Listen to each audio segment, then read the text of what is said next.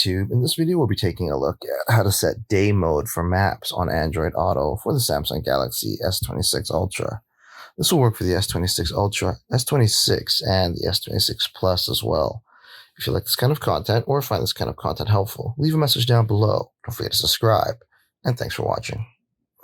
So if you want to set the day mode on your Android Auto for maps, it's pretty easy to do so.